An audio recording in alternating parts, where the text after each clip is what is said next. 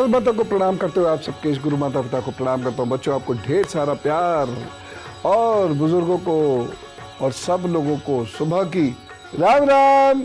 तो आइए, आज मैं जो बात करने जा रहा हूँ वो है नॉटी चिल्ड्रन की, शैतान बच्चों की। कुछ बच्चे बहुत शैतान होते हैं और इतने शैतान होते हैं कि माता पिता की नाक में दम कर देते हैं। कैसे मैनेज करें इन शैतान बच्चों को? शैतान बच्चे ये वरदान भी हो सकते हैं और ये बहुत ज़्यादा प्रॉब्लम भी कर सकते हैं। तो कोई बच्चा शैतान है तो ये सही है कि गलत, ये मैं आपको हाथ पर बताने जा रहा हूँ। शैतान बच्चों का आज हाथ देख लीजिएगा, अगर वह संकेत मिलते हैं उनके हाथ पर तो निश्चित रूप से परेशानी होगी, और नहीं मिलते हैं, कुछ और संकेत मिलते हैं तो बहुत अच्छा होगा। क्योंकि बच्चे का बिगड़ता मिजाज अभिभावकों के चेहरे पर चिंता की लकीरों को बहुत गहरा कर देता है। आज इससे निजात मैं आपको दिलाने की कोशिश करता हूं, क्योंकि यदि आपको पता चल जाए कि बच्चा बहुत शैतान है लेकिन भविष्य सुरक्षित है तो फिर आपको परेशानी नहीं होगी। वैसे भी यदि बच्चे बहुत ज़्यादा शैतान हैं तो ऐसे समय में शांत रहना ही वो तरीक़ा है जो माहौल और बच्चे के मूड्स को सुधार सकता है। जो माता पिता धैर्य खो देते हैं उनके बच्चे और बिगड़ जाते हैं। तो आइए, मैं आपको हाथ पर बच्चों के माइंडसेट को बताता हूँ।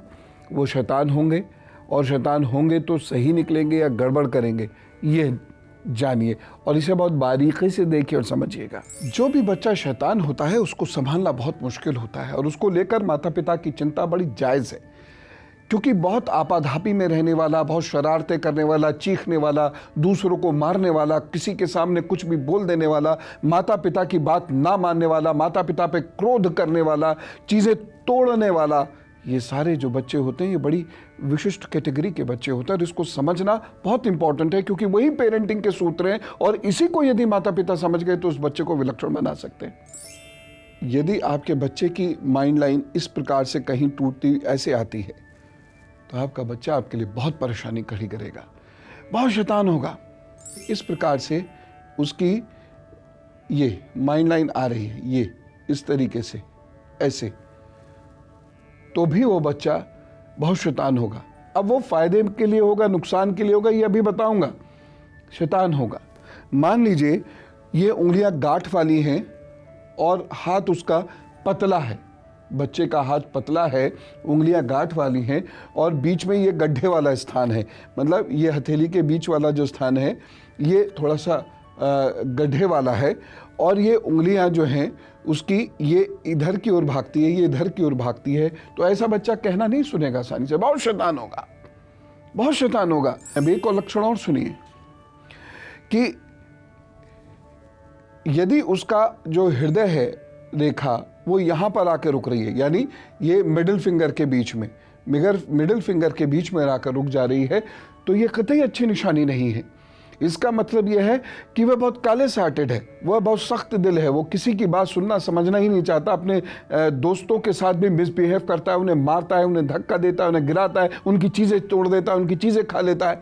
यह तो मैंने आपको बताए कुछ साधारण सिम्टम्स। अब मैं बताऊंगा कहाँ चिंतित होना है और कहाँ चिंतित नहीं होना है। कैसी वाली चिंता? ऐसी वाली चिंता जिसमें कर्मठता हो, यानी चिंतित नहीं होना तो कोई बात ही नहीं, चलो सब बढ़िया ही है। लेकिन चिंतित होने का मेरा मतलब क्या है कि अब आपको उपाय सीख के करने शुरू करने हैं, बस। बाकी तो उस पर छोड़ दीजिए, वो अपने आप सब मैनेज कर लेगा। बस माता पिता को जागृति होनी चाहिए, जागरूक होने चाहिए, पता हो कि बच्चा देख किधर रहा है, जाएगा किधर, सोच कैसी है, उसके इमोशंस कैसे हैं, उसकी बॉडी कैसी है, आदि आदि। बस एक छोटी सी बात और बता दूं कि यदि बच्चे की हथेली बहुत मोटी सी हो, उंगलियां उसकी छोटी हो हथेली के मुकाबले, तो ऐसा बच्चा शैतान होगा। लेकिन इसकी शैतानी पिछली वाली उंगलियों की शैतानियों से डिफरेंट होगी। मैं आपको अभी बताता हूं वो सारे लक्षण जहां आपको उपाय सीखने हैं और जहां आपको मस्त। अब मैं आपको बताता हूं वह चिन्ह जो यदि बच्चे के हाथ पर है और अगर वह शैतान है तो आपको एक्स्ट्रा केयर करने की आवश्यकता है। आइए सीखिए। अब देखिए कहाँ आपको बिल्कुल परेशान नहीं होना। यदि बच्चे की माइंड लाइन ठीक है, इसमें ऐसे ऐसे ऐसे करके कोई निशान नहीं है, ठीक है ना, ये ऐसे ऐसे कोई निशान नहीं है, तो ज़्यादा टेंशन मत लीजिए। यदि हथेली को बीचों बीच बड़ा सा गड्ढा नहीं है तो ज़्यादा टेंशन मत लीजिए।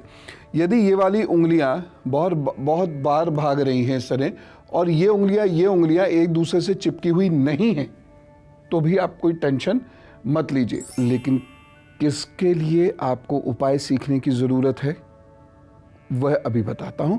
आज गुरु मंत्र में आपको एक सूत्र वाक्य दूंगा, और अगर आप लोगों ने उसे समझ लिया तो आपके बच्चे नटखट तो होंगे। और देखिए, बच्चा नटखट तो होना भी चाहिए, लेकिन आपके बच्चे डिस्ट्रैक्टिव नहीं होंगे, तोड़फोड़ करने वाले नहीं होंगे, ऐसे शैतान नहीं होंगे जिनसे आपको प्रॉब्लम है। अब मैं आपको उपाय बताता हूं, बहुत ध्यान से सुनिए।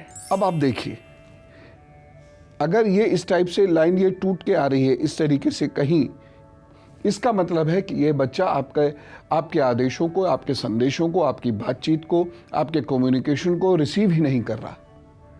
यदि उसका हृदय रेखा इस तरीके से आ रही है या यहाँ तक आके रुक जाती है, इसका मतलब यह है कि उसके अंदर वो इमोशंस और सेंटिमेंट्स हैं ही नहीं। या फिर उसकी जो उंगलियां बहुत ज़्यादा पतली हैं और ये उंगलियां इधर सब बाहर को भाग रही हैं, दाएं बाएं इस तरीके से भाग रही हैं, पतली हैं लेकिन कठोर हैं, पतली हैं लेकिन कठोर हैं, और उसका हाथ भी सॉलिड है, और उसकी जो हथेली है उससे ये वाली उंगलियां छोटी हैं। डोरे से नाप लीजिए, स्केल से नाप लीजिए, उंगलियां उससे छोटी हैं, ठोस हैं, पतली हैं, बीच में गहरा गड्ढा है, मस्तिष्क रेखा ऐसे टूट के हुई आ रही है। ये है प्रॉब्लम वाली बात। इस क्या प्रॉब्लम है कि आपको 2-3 साल उपाय करने पड़ेंगे। क्या उपाय करने पड़ेंगे? पहली बात तो यह है, माँ बच्चे के बाएं हाथ में बैठे और उसको पढ़ाए। तीसरी चीज है माता का स्पर्श। चंद्रमा की ज्यादातर दिक्कतें खत्म हो जाती हैं माता के स्पर्श से। हर वर्ड को स्पष्ट बोलो और उसको उंगली से दिखा दिखा के देखो, डब्बा बोलो, डब्बा, ऐसे करके उसको शब्दों पर पकड़ बनवानी शुरू कीजिए। और बच्चे से कहिए धीरे बोले, तेज ना भागे। मैं वहाँ से जा रहा था तो मैंने देखा वो वहाँ पर लोग छोले बेच रहे थे, तो मैंने उससे कहा जल्दी मुझे दे दो, मैं भी थोड़ा छोले खा लूँ। ये बात तुरंत टोके, भाई धीरे धीरे बच्चे धीरे बोलो। तो मैं वहाँ जा रहा था तो मैंने छोले देखे, तो मैंने उससे कहा कि भाई मुझे भी छोले दो। ऐसे उसकी आदत डलवा दीजिए। शब्दों पर जोर देकर धीरे धीरे बोलने की आदत होते ही दिमाग अपनी जगह तेज काम करने लगता है।